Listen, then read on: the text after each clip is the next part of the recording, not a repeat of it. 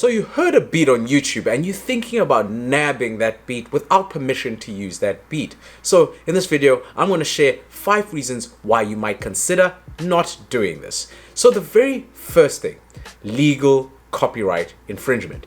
Now, if you are a musician, you understand, or you should understand, the concept of copyright.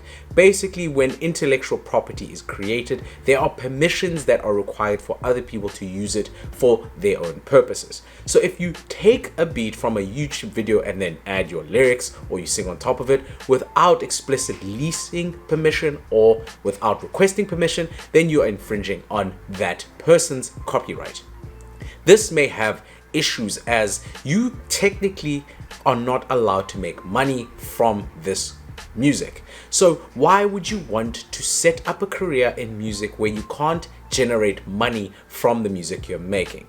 Another major reason why you might not do this is because if you put this music on a platform like Spotify, or if you used another one like Apple Music, and if you are caught, then the person who owns the copyright, so the person who made the beat, may report you to your distributor, and then your account, so your music profile on Spotify, Apple Music, will be shut down due to copyright infringement. So it is really important that you want to set up your career so that you do not bump into legal issues down the line. Another issue, if you do this, you don't have negotiating leverage.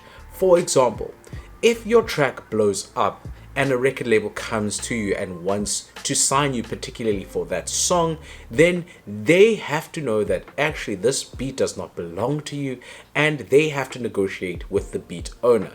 Since the song has a lot of traction, the beat owner will know that this track was done illegally, so they can say, I want 30% or 40% or 50%, and then you don't have the negotiating power because you did things unethically. So the musician who made the beat will be stronger in the negotiation terms, and that may actually put off a record label or a music publisher to work with you.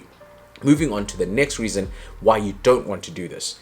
If you want your music to be used in other opportunities, such as in sync music in particular, or in advertising, or for other reasons, then that song will not be allowed to be used simply because you do not have the legal right to use that music for your own purposes. So you lose opportunities by doing this kind of thing. And if this ever happens to you, this moves you to number 5, where you'll be known as that guy who knows nothing about the music business and an unethical musician, therefore cutting your potential networks and being known as that guy who's not serious and does not know what they're doing in the music industry. So this is highly important that you want to set up the basis for your music career to start off well.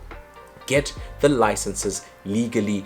Most musicians that put, or beat makers that put instrumentals on YouTube, have some kind of BeatStars or Airbit where you can get a license at a relatively cheap price, and then if you need a stronger license term, you can negotiate with them so that everyone gets their fair share of the royalties and the permissions to generate revenue from their music and copyright.